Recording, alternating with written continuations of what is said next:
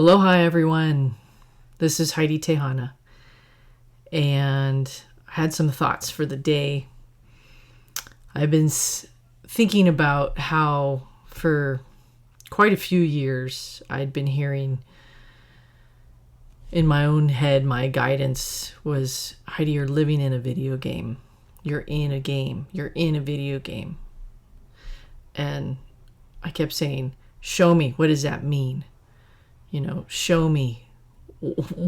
Okay, so I'm in a video game. So what? I'm in this world, right? And I'll share a story about that, about what happened. But I first thought about reading a quote to you guys, as I love different quotes. So much is said by different amazing people. And I don't know if you guys know a gentleman who's an author by the name of Richard Bach. But I really love some of the things that he says, and I'll read this quote that he shares in one of his books. Most of us came along ever so slowly.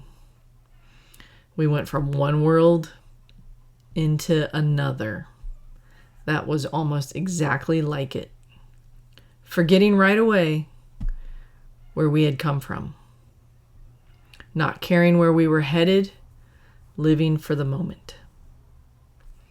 We choose our next world through what we learn in this world. Learn nothing, and the next world is the same as this one. All the same limitations and the lead weights to overcome. And that's a gentleman, Richard Bach, who is an author, or some of you guys might have heard of him. He wrote Illusions. He wrote One. Another one that was super popular was Jonathan Livingston Seagull. So there's all kinds of amazing insights that he shares in his books. But I want to share a story with you guys because that quote kind of leads into what I'm going to share and talk about, which is there's so many different worlds out there. And like I shared in the beginning of my opening was, Heidi, you're living in a video game. That's something that I just kept hearing over and over and over again for years. And I just kept saying, what does that mean? What does that mean? And that probably started, I would guess, maybe 2017, 2018. And nobody was saying anything like that. Nobody was talking about that. And, because we get so sucked into this world and this world of duality and right or wrong, good or bad, light or dark. And we think this is so real, But what do all the masters say? And people like Yogananda or Rumi or different people who see through the illusion that we're in. That's exactly what they say, right? We're in an illusion, that this is a game, nothing's real. I mean, what does Shakespeare say, that all the world is a stage and all the men and women are merely players in our movie, right?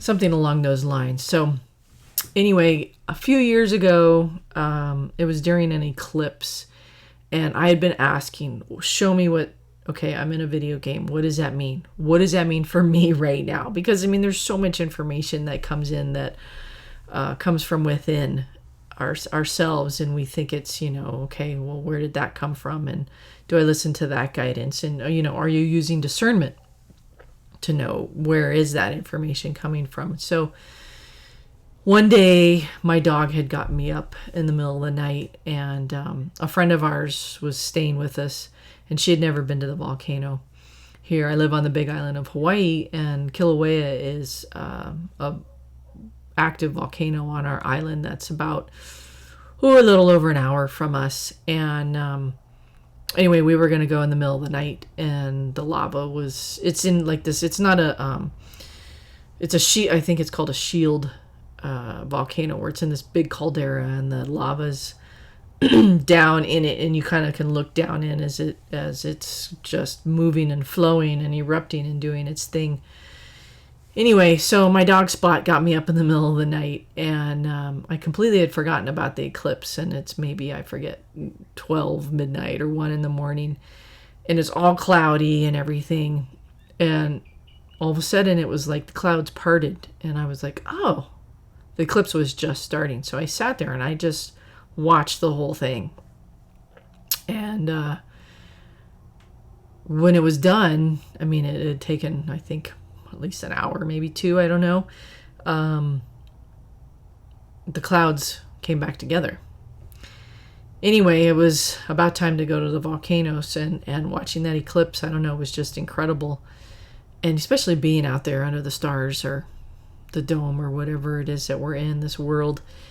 And anyway, my friend and I, we went down to the volcano at like 2 in the morning. We got down there around 3, and it's pitch dark. I had never gone there at that late at night. And when we were there, we went out and hiked out to where the volcano was, and the lava was flowing and stuff. And you could see like this big caldera, and it was like you could see these cloud ships, these spaceships were connected into the lava flow. And I just remember I was asking, what are you guys doing, and who are you? And so I was connecting in with some of the ships there, and it just felt like they were downloading new codes and new activations for the planet, for the Earth. And we stayed there until about sunrise, and then we ended up walking through Volcano National Park there, and we had gone through a lava tube, and then we were on this one hike, and she and I were talking, and as we were going along this hike, there was one of those, those outlooks, those overlooks, and something drew my attention, and so I stopped and went over to the outlook. And when I got there,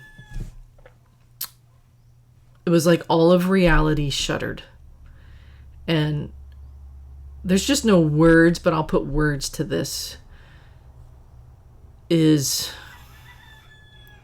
all of reality shuddered, and it was like I got there before the game got there, before the computer system got there. Because what I saw, I should have seen right away, right, is the lava and the trees and all the things. Well, what I saw was creation was literally happening right in front of me. I saw the old lava flows being created, the trees, the bushes, all the way up through. And I sat there pretty much with my jaw on the floor, but this knowing inside of me of like, I understand why I've been hearing I live in a video game. And the crazy thing is too, was my friend came, and she came to the overlook, and same thing happened for her. And I just looked at her. I could see her jaw was on the floor. I didn't say anything. And we both just kind of looked at each other, and I said, "Did you see that?" And she was like, yeah. So it ended up happening to us again. We went to a waterfall on another part of the island, and literally I could see as I moved my eyes up, it was the codes in the waterfall of what makes up this reality, like the zeros and ones of a computer game. And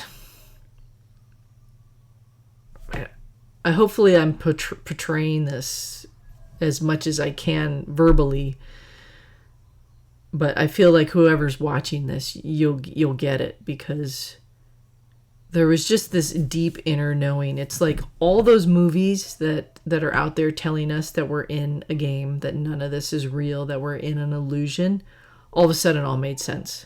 I knew immediately that's what the Matrix means. That's what they're trying to tell us. I need to go back and watch the Matrix. It's like a documentary. I went back and I think I watched the first one like about 10 times. There's so much truth in there from what I experienced at the volcano. Even the last one that came out a couple years ago, the fourth one. There's so much that's in there that we're living in a simulation, in a video game, in a movie, whatever you want to call it. Whether it's a role play game or not, we're living in a game. This is a world.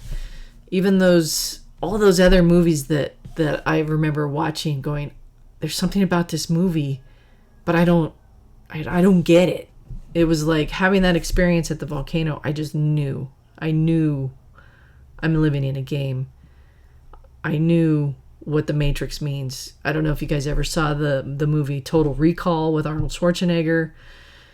That's saying some of the same stuff of like, you know, more of a simulation. The movie with Michael Douglas, The Game, that says it all right there. Like it's like a role play game. Even The Truman Show. That's another one, right? Once you realize that this is a game, you know, it's like be in this world but not of this world.